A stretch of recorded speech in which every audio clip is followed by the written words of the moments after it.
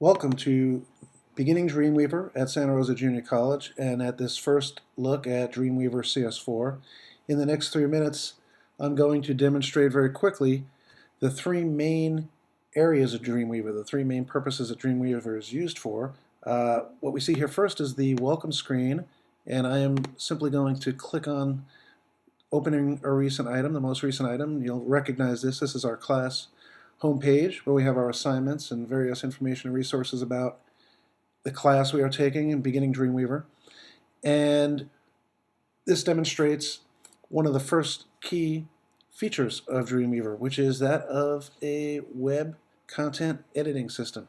So the purpose of this screen, and this is called the design view, is to enable a web designer to add content, to manage content, to insert content using, this is the insert panel, different types of content like a new paragraph or a new H1 header, and very simply. And at the same time, we can look at the second major feature of Dreamweaver, which is to support coders. So what I'm doing is switching context, switching workspaces into another workspace, which is more specially designed for coders. And what we'll see here is the same document at the code level with the tags and various HTML and CSS attributes that will make up the page that we saw in Design View.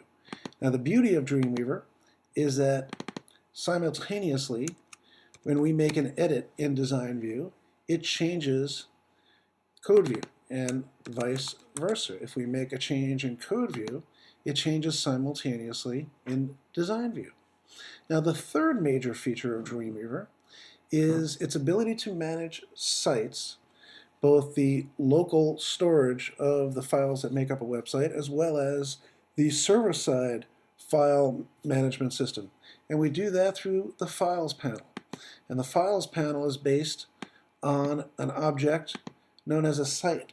So first you must define a site, and then within that site you can use, this is the panel that we use to define a site and the various areas of attributes of a site, in which there'll be more detail in later videos. But once we have a site defined, we can manage the files in that site, both locally as well as on the server, as well as FTPing them back and forth, and very intelligent FTP capabilities, like sophisticated synchronization and cloaking files for those files that you want to maintain on the local file system but don't need on your server, like Flash FLA files, which are source files that the web server doesn't need. So that was a quick, very high-level overview of the three main areas and some of the interfaces to support them that Dreamweaver provides to web developers.